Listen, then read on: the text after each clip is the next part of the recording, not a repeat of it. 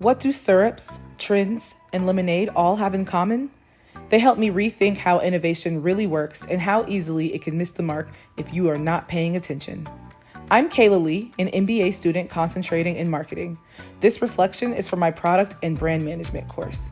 This week's guest speakers gave us a thoughtful look on how strategy, innovation, and real human needs come together in the food and beverage world. I also had the opportunity to apply those lessons directly. Part 1, Strategic Summary, The Experience. Our guest speakers were Brian Loukmas from Monin and Mike Kostyo from Menu Matters. They each shared a different but complementary view of how innovation works in practice. Brian described how Monin continues to grow by collaborating closely with clients, monitoring trends, and developing clean label, customizable products. Innovation, for them, is all about balancing creativity with function. It's not just about creating new flavors, it's about developing solutions that meet specific needs while still feeling exciting and relevant. Mike took a broader view. He emphasized the importance of understanding not just what's trending, but why. He reminded us that data points represent real people and real needs. If you do not understand the human context behind these numbers, you risk launching products that are trendy but ineffective. Those lessons came into play during our own in-class project. My team created a beverage concept based on a persona we were given, a health-conscious mom who shops at co-ops, avoids artificial ingredients, and wants something calming that she can enjoy and also share with her children. We designed a peach lavender lemonade called Tiny Sips, hoping to reflect her lifestyle and values. Part 2, Critical Insights and Conceptual Connections. Insight 1, a strong persona gives innovation a strategic foundation.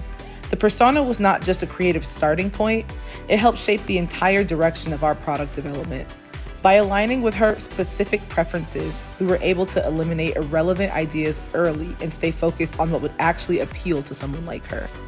That upfront clarity made decision-making more effective and helped us maintain consistency in the product's flavor, function, and messaging.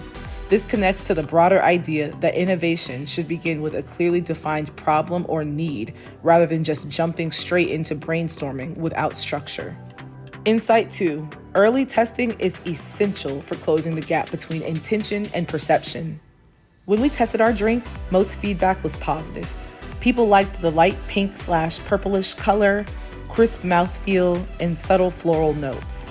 But we also learned that the name and phrasing we used, like soothing sips, led people to expect a different flavor balance or texture. Some were confused about the role of peach versus lavender or unsure if they would even drink it.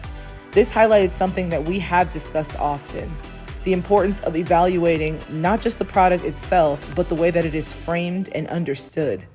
Testing early helps you uncover disconnects between what you think you're offering and what people actually experience. It gives you a chance to adjust before moving forward into development. Insight 3, trend-driven ideas only succeed when grounded in consumer insight. Lavender and peach are trending flavors right now, but that's not the only reason we use them. We selected them because they supported the emotional and practical needs of our persona. That's what made the product feel cohesive. Mike's talk reinforced the idea that trend spotting is not the end goal. The value comes from interpreting trends through the lens of consumer behavior, brand fit, and use case. In our case, we were not just following flavor hype. We were applying trend awareness in a way that felt authentic and purposeful to our target customer.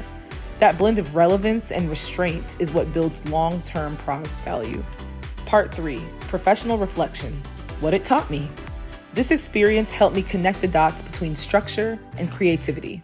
I've always enjoyed storytelling and branding, but now I see how more effective those things are when grounded in research, strategy, and validation. As a nonprofit development manager, I think about these same challenges every day.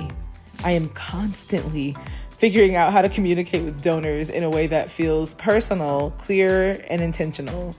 Our terminology for that is actually donor-centric. That means understanding their values, testing messaging, and refining our approach based on how people respond. This reflection reminded me that whether you are building a beverage or a donor campaign, the process is similar. You start with a real person in mind, human-centric. You shape the concept to serve them. and you stay open to feedback that helps you close the gap between what you intend and how it is received. It encouraged me to ask better questions. Who is this for? What will they expect?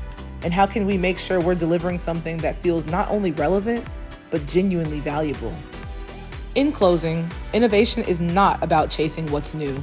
It's about creating something people understand, connect with, and want to return to again and again. Thanks for watching.